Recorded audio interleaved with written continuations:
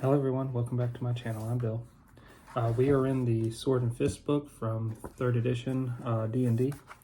We are looking at prestige classes, so this is a continuation of the prestige class videos. The prestige class we'll be looking at today is the cavalier. So without further ado, let's see what the cavalier is and what requirements you need to play one and what all you get for playing a cavalier at what levels. So without further ado, let's dive in. Representing the ultimate in mounted warfare, the cavalier is the quintessential knight in shining armor. The charge of the cavalier is among the most devastating on the battlefield offensive weapons any culture can hope to field. Most cavaliers belong to the upper social class or nobility of society. The cavalier dedicates his life to the service of a higher authority, such as a noble or sovereign, deity, military or religious order, or a special cause. His is the hereditary honor that comes with the price of lifelong service to his monarch, country, or other object of service. The cavalier is expected to participate in any wars or other armed conflicts in which his lord or cause is engaged. Cavaliers in service to other nobles often serve their masters beyond the battlefield as well, performing such duties as their skills and their noble lord sees fit. The cavalier often pursues such selfless goals as the eradication of evil and chaos from the world and justice for all the subjects of his land. He can also be a bully and a braggart who uses his status and privileges to pursue only his own self-aggrandizement. Hit dice for a cavalier will be a d10. The requirements to become a cavalier: your alignment must be lawful, so it's really good for a paladin, any fighter, any anti-paladin.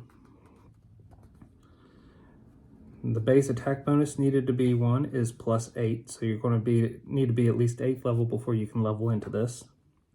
You need the following feats to qualify: Spirited Charge, Weapon Focus Lance, Weapon Focus any sword, Mounted Combat, and Ride by Attack. You need to have Handle Animal 4 ranks. You need to have Knowledge, Nobility, and Royalty 4 ranks. You need to have Ride 6 ranks. And your equipment, you must have a Masterwork Heavy Armor and Masterwork Large Shield. So in most games, you'd have Magical well before your 8th level, so none of these requirements do I think need to be changed if you wanted to play it in Pathfinder. Skills are that mostly of what a fighter would typically have, and you get 2 plus your intelligence modifier at each level.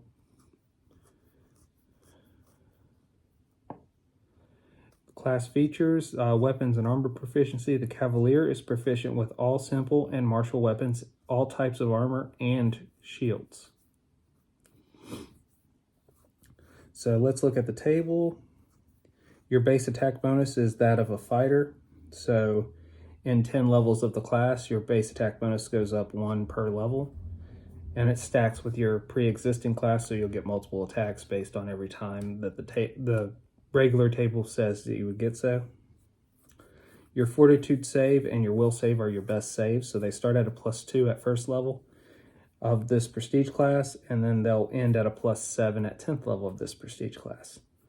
And then the worst save is your reflex save, so that starts at a 0, and that'll go up to a maximum of +3 at 10th level. At 1st level, you get Mounted Weapon Bonus Lance +1, Ride bonus +2, Tall in the Saddle +1. At 2nd level, you get Deadly Charge once per day, Mounted Weapon Bonus Sword +1. 3rd, you get Burst of Speed, Mounted Weapon Bonus Lance +2, Tall in the Saddle +2. At 4th level, you get Deadly Charge 2 times per day, Mounted Weapon Bonus Sword +2, Ride bonus +4. At 5th level, you get Mounted Weapon Bonus Lance +3, Tall in the Saddle +3. At 6th level, you get Deadly Charge 3 times per day. you get full mounted attack, and you get mounted weapon bonus sword +3. At 7th level, you get mounted weapon bonus lance +4, ride bonus +6, tall in the saddle +4. At 8th level, you get deadly charge 4 times per day, mounted weapon bonus sword +5. At 9th level, you get mounted weapon bonus lance +5, ride bonus +8, tall in the saddle +5, and at 10th level, you get deadly charge +5, or 5 times per day. That must be a typo. So you get,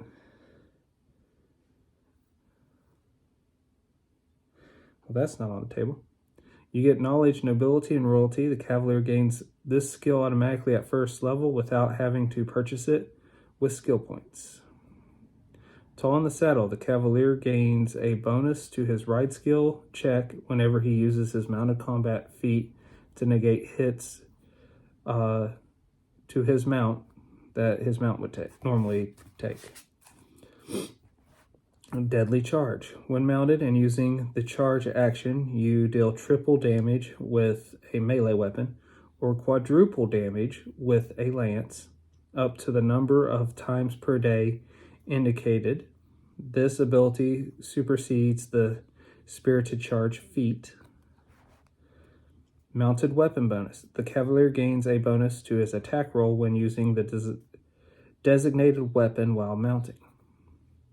So when it was talking lance +1 or sword +1. Burst of speed. At 3rd level, the cavalier can urge his mount at greater than normal speeds. This ability doubles the distance of the mount's normal charge movement. This ability can be used once per day without penalty to the mount.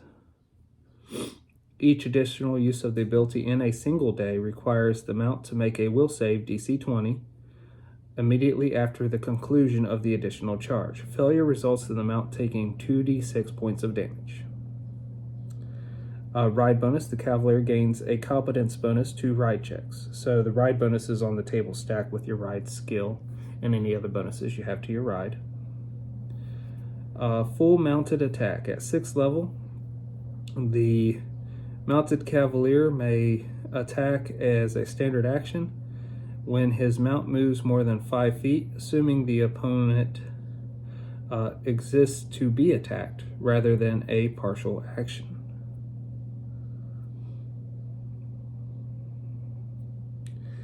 And that is the cavalier. As far as I'm looking at it, I don't think there would be any changes I'd need to make it balanced for Pathfinder, to bring it up to Pathfinder. The only thing that could be changed would be maybe up all the attack bonuses for lance and sword by double what's on the table. And that'd be it. Well, what do you all think of the Cavalier? It's probably the most devastating non-spellcaster you're going to see charging through a battlefield. Let me know if you all would play one. I definitely would play one. You just wouldn't normally play one as an adventurer, because if you go in a cave, you lose all these bonuses you've been trying to build up for when you don't have your mount to ride. So, just thoughts that I have. Until we all game again, guys.